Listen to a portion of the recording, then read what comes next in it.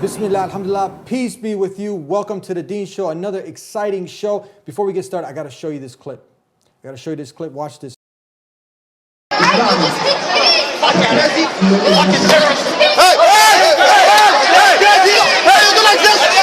My next guest is on the forefront, combating ignorance, racism, like what you just seen, educating people. He's been on CNN, Fox News, and all the major networks. My next guest from CARE, the director of CARE Chicago. We'll be right back with him here on the Deen Show. Don't go anywhere. This is the Deen Show.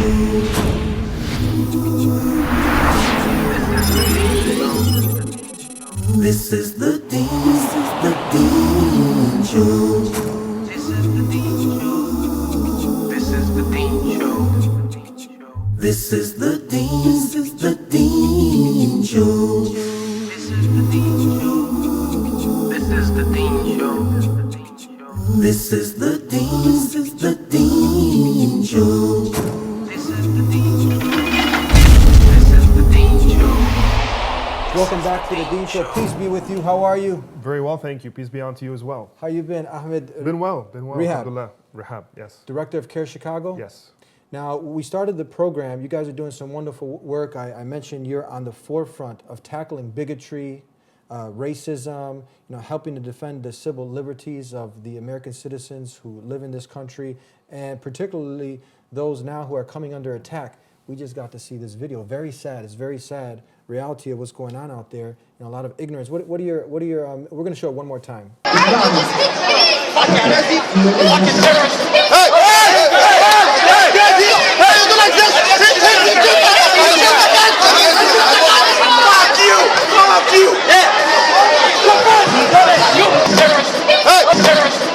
What's the first thing that comes to your mind after seeing this? It's physical assault. It's illegal. But what the mindset behind the assault is hatred. This individual obviously looks at this woman and thinks, I can slap her. I can punch her. There isn't going to be a major reaction because she doesn't count for much. This sort of marginalization, this sort of hatred and bigotry that we see many Muslims be subjected to, unfortunately, especially in a post 9/11 climate, is exactly what we're trying to fight against. And I'm one of many people who are fighting the right fight or trying to fight the right fight in order to bring attention to the fact that all human beings should be treated with respect and dignity. And in America, under our Constitution, all citizens are entitled to the same rights, whether they're Muslim or Christian or Jews, whether they're black or white, men or women. It's the same Constitution with the same civil rights for everybody. And that's not something you just made off at the top of your head. This is what Islam teaches. This is what we learn from when we study this way of life that we live, a way of life of peace, of mercy, of tolerance. This is what it's about. Absolutely.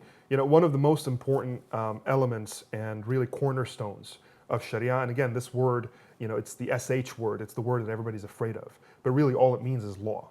And when we talk about Sharia in the context of Islam, we talk about Islamic law. And in that, we're not talking about some kind of repressive, force something on someone, but rather when you buy into Islam as an individual, and it's out of your free will and choice, you are then bound by certain laws, the laws of God. And the first cornerstone is freedom, meaning the freedom to choose. You have free will. Islam cannot be imposed upon you. It cannot be something that is, there's no compulsion. No compulsion. In faith. La ikraha fi din. La ikraha fi din, one of the cornerstones of Islam. And so that's the first thing, is that you come to it by choice. The second is dignity, human dignity. Karram Allahu wajha al-insan. Allah subhanahu wa ta'ala has made unique and dignified and enlightened the face of mankind, the face of humanity, the face of man and woman. Now, you said something in Arabic. Now, there's a lot of, people who don't understand the Arabic language. You said this word Allah, and some people already, you said Sharia. And can't we equate this to the 10 Commandments? Moses came with a Sharia. Jesus came, to confirm the Sharia. This is simply, like you said, God's law. Well, yeah, absolutely. But we also have to be smart enough and nuanced enough to understand that there are Muslims out there who are part of the problem in that they put forth a very rigid structure that isn't necessarily out of ijma', meaning out of a consensus of the Muslim ulama, Muslim scholars. And it tends to be on the far right, and that is what scares many people. And it's not just extreme and intense in its interpretation, but it's forceful in its implementation. And that is what creates the Sharia scare coming out of parts of the Middle East and South Asia and emanating into the West. You said Allah. For the people out there, they tuning in. They think like Allah is some moon god. You know, what is this? Just a god of the Muslims? Well, Please you define know, this word. Jesus being a Semite, Moses being a Semite, both of them being from the Middle East, chances are they refer to God using the word Allah or a derivative of Allah, linguistic derivative, ilah, something like that. Allah, I've And heard. probably not God, Yeah. which is actually a word out of Northern Europe. Yeah. So Allah, again, just means God, That's the one it. God. That's the same God that Jesus worshiped, Abraham, Moses, the one God who created this whole universe and everything in it. In Aramaic, you mentioned that, you know, Jesus didn't speak English, and I've looked this up. You can look this up. He would say Allah. Exactly. And you know, it's funny because just taking on the Jesus example and moving forward, when we have issues and instances of racial profiling, and there are many people in America today that actually argue for racial profiling, saying that, look, it's the Middle Eastern guys who commit all the trouble. Why would we go after the, you know, Swedish grandma? And you know, one of the things that comes to mind, and usually an argument I give back, is that if Jesus himself was to try to get into JFK Airport or O'Hare Airport, per your own standards, you'd probably detain him for hours. Because Absolutely. he'd likely be Yeah. olive-skinned, you know, with bushy black hair, probably wearing a jilbab, you know, a long Yeah, thobe. we're showing a picture right now of what is betrayed of Jesus. Obviously, it's not him, but what people betray of him. Exactly what you're saying. This Right, and we all know Jesus is not and was not a terrorist, and likewise, so are most Muslims not terrorists. So it's Yeah. not, you cannot profile, you know, racially or phenotypically, you know, the outside appearance of someone and say that that's the only thing we need to look at or the main thing we need to look at to identify this person as a potential problem. Rather, it is behavior, it is track record, it is hard intelligence. And really, you know, law enforcement cannot escape the fact that their job is to look for raw data, you know, hard intelligence, and then go after the trail. Where there's smoke, there's fire potentially, but not just after somebody's looks or somebody's religion or somebody's skin color. We know that Jesus, I mean, no Muslim is a Muslim unless you believe and love Jesus. You can't be a Muslim, one who submits to the will of God. That's what a Muslim is, unless you love Jesus. And we love Jesus, and Jesus promoted love. So where's all this hate? You know, because if you read the Bible, it says, love your enemies, you know, love your neighbors. So the Muslim is your neighbor, your doctor, your dentist. So where's all this? I mean, this is not coming from Jesus, all this hate. Where's Yes. it coming from? You know, it's coming from the inner darkness of humanity. The same place where goodness comes out of, you know, the inside of humanity, you know, the soul. Allah subhanahu wa ta'ala, God be blessed and almighty, you know, explained to us through his deen, through Islam, that he created mankind with a soul. This soul has been given the capacity to do good and the capacity to do evil. It was not ordained as evil or ordained as good. It had the capacity for both. Now, which one you end up being depends on what you choose for yourself in this dunya, in this life. And those who purify their souls end up committing acts of good, being good, and those who contaminate their souls end up being, you know, evil and committing evil. So it's your choice, and God gives you the freedom to choose which direction you take, and that's what life is all about. So it's the same place, evil and goodness. It's not, you know, the brown are good, the white are bad, the black are good. It's not by race, it's not by nation, it's not even by religion. It's by the human soul. The goodness and evil is decided. And you know, the major war, it's not World War I or World War II. It's not the Iraq War. It's not World War III, God forbid it ever happens. It's the war inside each and every one of us. And if that war is won with the right victor, and that is the good soul, the goodness of the soul, then there will be peace on earth. Now, we know that the Jews were persecuted at one point, the Japanese, you had the African Americans. Is this just the Muslims' turn now? You know, that argument has been made, and there's truth to that. You know, the growing pains of being a new immigrant population in America, and I'd have to pause here and say that Muslims are very diverse. They're not monolithic, and a good percentage of Muslims in America are not immigrants, or at least new immigrants. You know, they've been here for hundreds of years. African Americans and other communities that have come hundreds of years ago. But the majority of the Muslim community in America is a young transnational immigrant community, and yes, it is growing pains. We've seen this sort of bigotry and discrimination that targets a group happen with Italians, with Jews, with Germans in the past, with Dutch, with the Japanese, with Latinos, you know, extending into now. And Muslims, unfortunately, like everybody else, is going through this. And it's high time that we learn from our history and stop repeating the same mistakes. And we're going through this now. We're going to come out on top, like everybody else did. And I hope that we as Muslims stand against this happening to anybody else, even if they're not Muslim, whether it be the Buddhists or Hindus or any other people. We as Muslims stand for equality, goodness, civil rights for all, not just for Muslims. Have you seen, I mean, you are at the forefront, and we know people, we've discussed this on the Deen Show so many times, we've had scholars come on and condemn such acts as 9/11, the Boston bombing, horrific acts against innocent civilians that have happened. So now, why is it that usually, the laymen, they're like, why don't Muslims speak out against these acts? Is the media being fair and bringing on people, they'll bring on people who will voice their opinion, strongly against Muslims, Islam, but now on the other end, is our voice strong enough? Because I can testify, we've had dozens of people come on and condemn such evil acts. What is your opinion being on the forefront? Well, I think condemnations have been plenty, and they've been wide and deep. And many who say that they don't hear them simply don't go to the places where they need to hear them. And I've been asked before in speeches, in conferences, on TV, why don't Muslims condemn this and that? And I asked the person, I'm a Muslim sitting in front of you. I've actually condemned the very thing of which you speak now. Now my question to you, did you go to my website? No. Did you read any of my articles? No. Well, then how do you expect me to let you know that I'm condemning this? Do you expect a personal email, a leaflet that I should drop off in your mailbox at home? I mean, if you don't do the effort, you can't really come and complain and say Muslims are not doing it. But having said that, my concern as a Muslim is not so much about doing the condemnation dance, but rather fixing our own house. We need to do more as an ummah.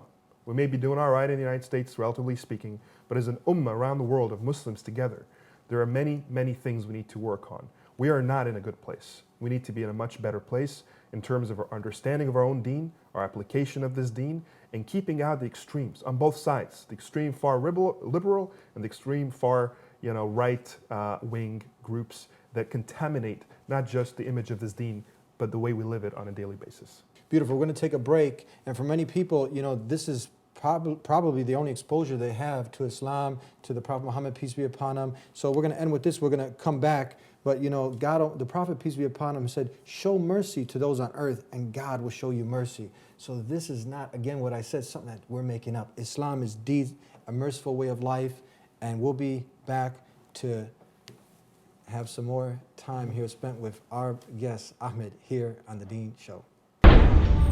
I'm so tired. When I read through the Old Testament and New Testament, it didn't make any sense to me.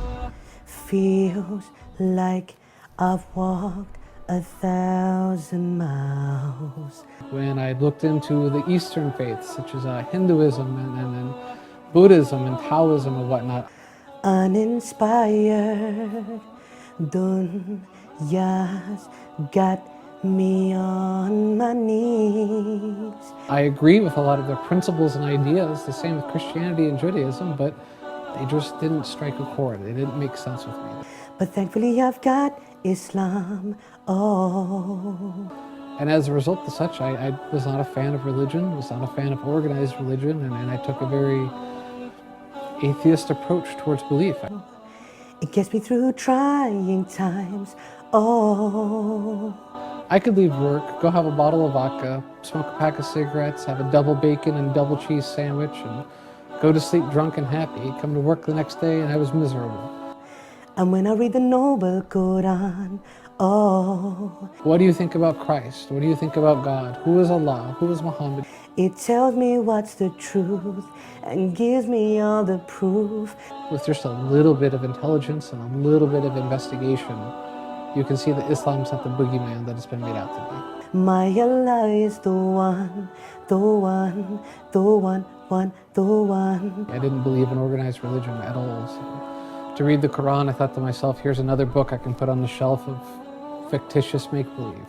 The one, the one. It took me 3 nights to read the Quran, and when I was done reading it, I remember thinking that it was the first, and to this date, the only religious book I've ever read that makes sense. The one. From beginning to end, it doesn't contradict itself. It's an instruction manual for living. My Allah is the one. Back here on the Deen Show with the director of CARE Chicago.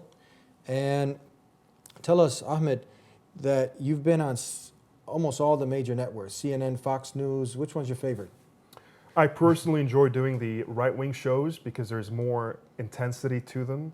It's more interesting for me. I also like doing NPR and some of the more reasonable media, but there's not much of a challenge there, and I enjoy being challenged. So I really like doing Fox News, for example. You enjoy it? I'm really surprised that they even have you on Fox News. I mean, usually they bring somebody who has some twisted views about Islam, who's actually doesn't speak any English, and doesn't really portray Islam in the right way as far as being a voice, and can't answer the questions properly. So, when they bring you on, it's also really a shock. And why don't they bring on credible, also along with you, scholars, people who've dedicated their life, who are Americans here from, I know they bring on Ibrahim occasionally, but why do you think they do? Is this intentionally? I think part of it is, Fox News is not exactly an unbiased source of news. It does have an agenda, it does have a worldview, and the way they choose their guests for the most part, the segments that they cover, the kind of things that they say, the angle in the show, is pretty much informed and fed by that worldview. I don't feel that they bring me on by choice most of the time. I don't feel I'm first choice. I feel that when they run out of options and I'm readily available, waving my hand, I'm ready to come on, then they bring me on. Or if it's something very much up my alley and they have really no choice. But I would wish that we could do this more often because it's an opportunity for me to reach out across the aisle.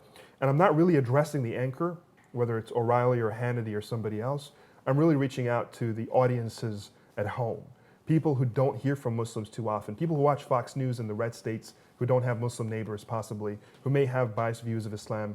It's an opportunity for us to show our humanity, our intellect, and make our arguments. Even if you don't agree, then at least we're breaking stereotypes in the way we're speaking and in what we're speaking about and how we're speaking. I want to go to another clip, and I want to get your thoughts on this.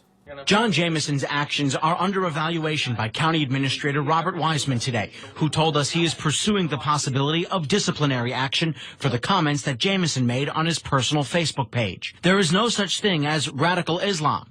All Islam is radical. The Quran is a book that preaches hate. Now you got to see this clip. Now he didn't just say, Islam. Some have separated. So there's radical Islam. He said no. He was like all Islam is radical, and this Quran is, preaching hate and violence. And this is someone who's in public office. Do you deal a lot with people like this? Yes, because what we're facing is a cottage industry. What that means is there's a niche industry that has developed, again, mostly after 9/11, but going as far back in its origins as the medieval times, as the Crusades. In that, and today they're becoming more sophisticated in their organizing and disseminating of information, but they remain very primitive in their talking points and their narratives. One of the narratives is Islam itself is violent. It isn't the extreme. It isn't the fringe. It's the mainstream. It's the Quran itself. It's their prophet Muhammad, who was a pedophile, who was a murderer, who was a rapist, who was crazy, a lunatic, blah, blah, blah, blah, blah. They go to the core of the religion and start to vilify and demonize the religion, and as such, by extension, essentially vilifying the 2 billion Muslims around the world. And that's obviously something that we stand very much against. We dissect intellectually to show the problems with the logic, the falsehood in the allegations, historically and in contemporary terms, but more importantly, to be as omnipresent as the other side, on TV, in newspapers, on the radio, to bring our message out as strong, if not stronger, to be able to defeat the lies that are being spread by these people. And it usually starts on the internet. So we have a strong internet presence to address this at its core. Mm-hmm. I want to shift the blame on us a little bit because I feel confident. I mean, God Almighty, the Creator, is the one who changes the hearts. But I feel confident if I was to sit with someone like this, someone who had these views, and I had some lunch with him, maybe brought him down to my academy dojo, and I did some jiu-jitsu with him, threw him around, wrapped him up a little bit like a pretzel, all in a matter of fun. At the end, had a really civilized conversation.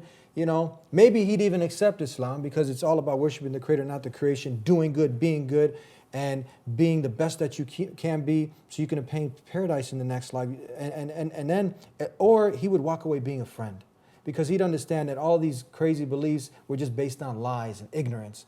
And I think if many of us were out there sharing the purpose of life, sharing truly what Islam is about, that a lot of these walls would be knocked down. What are your views on that?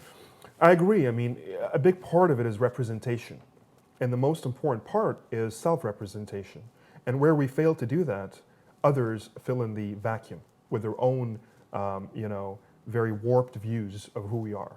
And that's why we're in media. That's why we're in schools. That's why we're dealing with neighbors and with communities and churches and with government. We're coming out of what used to be, the shadows for us as a community and becoming more civically engaged. You hear this word a lot, civic engagement, to bring out our voices and our humanity to the fore so people can know what we're about and what our religion is about. Let me just be clear that from CARE Chicago's perspective and CARE's perspective, we're not trying to have people accept Islam. That's not our job. We're not a dawah organization. We're simply trying to fight what we consider to be very backward, very unsophisticated, and very primitive views on who Muslims are, which we believe is not just hurtful to Muslims, but very hurtful to America and to the person who holds these views. I always say this: hatred is a self-addressed envelope. You put it in the mailbox, it's going to come right back to your home. It's going to hurt you more. Definitely. It hurts you more than it hurts me. Yes. It's like holding a weapon in a war, and before you can fire at your opponent, the weight of the weapon, buries you. Yeah. That's what hate is all about. And so hatred is not just something that threatens us, but it's really a threat to society as a whole. Definitely. It's like drinking poison and waiting for your enemy to die. Exactly. Look at this quote from the last and final messenger sent to mankind, peace be upon him. Get your thoughts on it. He said, "Be kind, for whenever kindness becomes a part of something, it beautifies it. And whenever it is taken away from something, it leaves it tarnished." And I mentioned another quote, show mercy if you want mercy from the Creator before we left out. Again, so someone is probably like, look, you're showing all of this now for good PR, but we know, how do you tackle when we show this? The people get a different perspective, that Islam is about love, it's about mercy. Islam, I-S-L-A-M, Islam says love all mankind, and we truly love all mankind. That's why we're trying to share this message of peace with the world, purpose. So now you just read this. Do people get to see this? Do they get to see, these beautiful statements from the last and final messenger sent to mankind, Prophet Muhammad, peace be upon him? No, they don't. We recently met with a German delegation from law enforcement, the police in Germany, and they talked about how they have these outreach campaigns with Muslims in their cities where they play basketball and they try to be their friends in hopes to prevent them from becoming terrorists or extremists or radicals. And the question I posed to them was, that's not the job of law enforcement. You're supposed to look for crime. You're not supposed to deal with the entire community as a potential criminal. This is like, the FBI or the Chicago police going to make friends with Fabio and Alfonso and, Demetrios and thinking, this way they're not going to join the mob one day. Yeah. So the problem is, before you understand what is wrong with a community, you have to understand what's right. And law enforcement, the media, many other sources or many other consumers of information about Islam fail to know the normative Islam, fail to know you and your wife and your family and me and my family and how we live as Muslims. They only are looking at, unfortunately, most of the time, the underwear bomber, the 19 guys from 9/11, the guys they see on TV waving weapons and yelling into the camera, and they start there. And from there, they begin to try to understand Islam as a religion. That's like having biology 101 be about cancer cells. Before you understand that there's a skeleton, there's a muscular, system to the body, there's a digestive system, the normative body. Before you understand all of that, which all kids study in biology, early biology, you go straight into the cancer cells in hopes to understand the full human body. It doesn't work that way. And so yes, there is an impetus and an imperative on the mainstream, and we have to help them. It's our role to do so, to know the normative Islam, the mainstream Islam, the daily Islam, not just in America, but around the world. And it's peaceful, it's loving, it's family-oriented.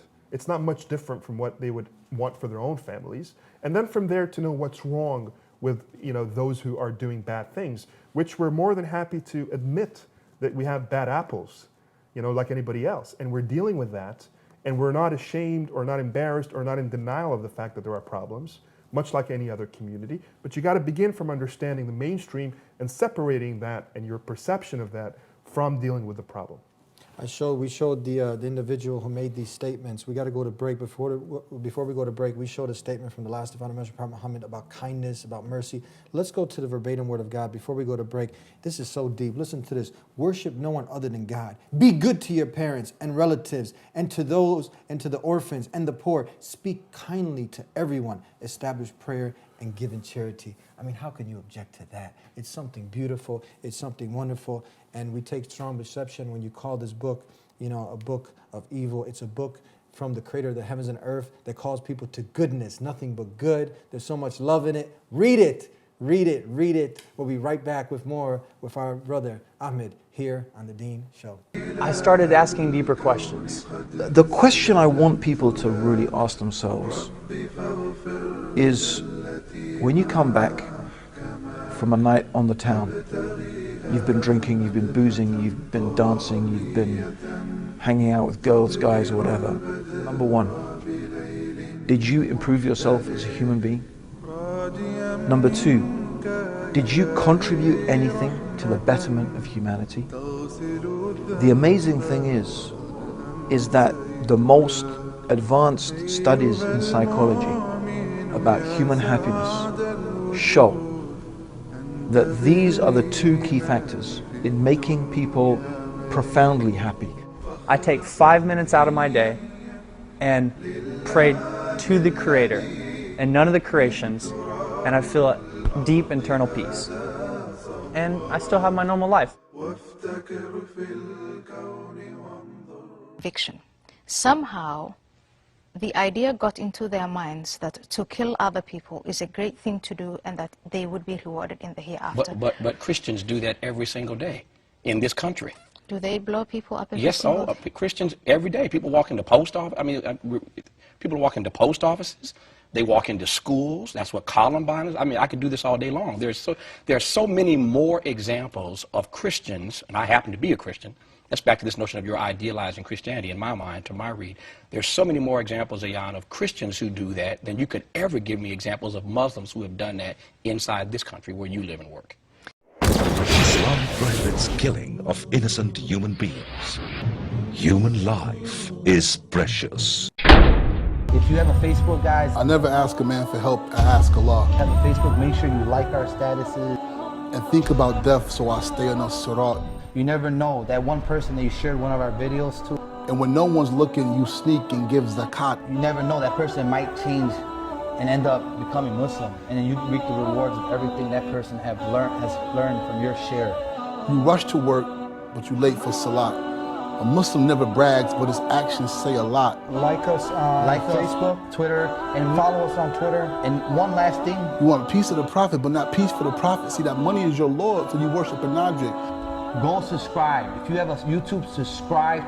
Kitab or Quran, you learn words to a song. Subscribe right now. Hypnotized by a thong, you ain't watching for shaitan, you watch the weight you put on.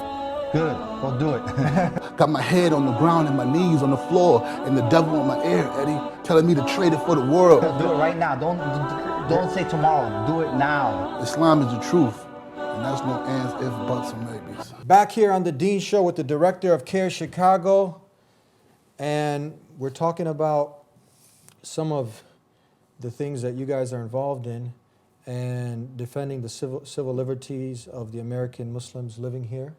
And we talked about, I mentioned that we need to be proactive in helping people to understand really what Muslims are about in Islam, not to be sheltered somewhere away, and not to be ashamed.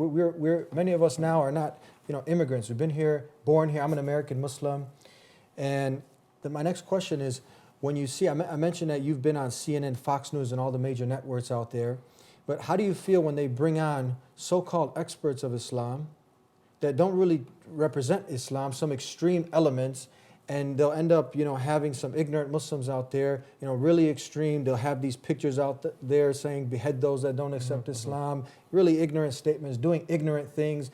But they take them. They don't bring on guests that we've had on the Deen Show who've truly, expressed what Islam is about, showing the facts, not the fiction. But they bring on someone like, for instance, what do you think about that? Well, that's what we call bias, and it's what we call selectivity.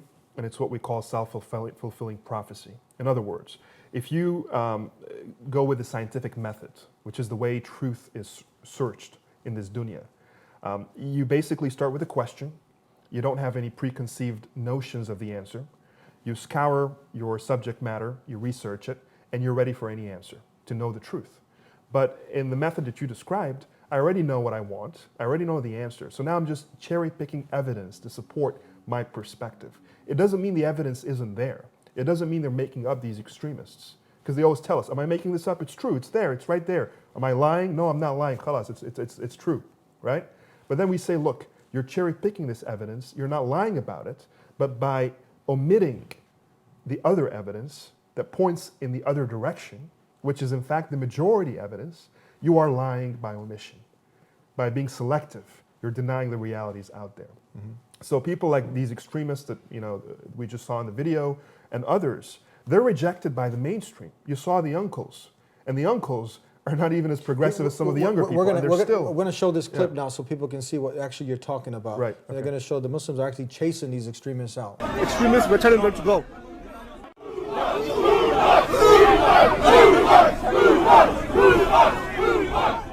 Supporter of terrorists. Swear by Allah, I never met you before in my life. Don't come here. I'm taking. Do you know anything about me? Do you know anything about me? We don't know. Do you know anything about me? We don't want to. Don't put your. I know you. Excuse me, uncle. You're my uncle. I know you. Get out. Get out. So as we saw, these uncles who are often accused of being regressive and old country and fobbish, fresh off the boat, they have the presence of mind and the understanding of the religion. And I don't mean to sound condescending. I actually think very highly of them. But unfortunately, that's the stereotype, right? But even there, they're actually pushing this guy out and saying, we don't want you here. They're saying, get the hell out of here. We don't agree with you. We don't believe in what you have to offer us. And we believe that you are not following the true path of Islam. Yeah. So that's something very important for Americans and others to understand, is that mainstream Muslims, mainstream Islamic society rejects fundamentalism that is extremist, that is radical, that is violent, that is basically against the grain of the prophetic tradition of Muhammad sallallahu alaihi wasallam, peace and blessings be upon him, which preached love and kindness and mercy and compassion and justice. No doubt about it. Justice is a big part of it. But within the bounds of how to pursue justice. You can't commit injustice in order to bring about justice. You can't kill innocent people in order to avenge or to bring about justice for other innocent people. It doesn't work that way. That's not the Islamic way. That's just being vengeful, and Islam is not a vengeful religion. It's a religion of mercy and compassion and thoughtfulness. Yeah. Tell us, we've seen many horrific acts against Muslims. The cab driver got his throat slit. We see mosques being vandalized. People who want to open up places of worship. They just want to worship like Jesus worshiped. They want to put their head on the ground and pray only to God, to the Creator. That's what a masjid is. And people are having high, they're putting together meetings, coming down and hard on people who are trying to do this. What can we do now also to protect our civil liberties, to get involved, to make a positive change and to protect ourselves from being the victims? Well, we've identified the problem, and what you just described now is the consequence of the problem, which is selectivity. So when people only see the negative, when they only see this guy that we just saw and others like him, when they only see the terrorists, that's how they react, those with a violent tendency, unfortunately. They attack people, they commit assault. Even if not that, they may just, utter words of bigotry or hatred, or commit acts of discrimination. That's a consequence of the selectivity of only seeing the negative and reacting to it. So part of the solution then is to expand the horizons of the information that's out there and present the mainstream, the other information, the evidence that goes against this minority selection that they're only looking at. And we're talking again about our own lives. We don't need to engage in a PR campaign in which we invent something. We just need to be able to showcase our own communities, our own history, our own legacy, our own reality, our own modern times and communities today, to show the wealth, the depth, the breadth, the richness, the vastness, the diversity of this community that isn't monolithic, that isn't just one big blob of the same thing, that has much more good than it has bad. And that's why Islam is so prevalent in the world today.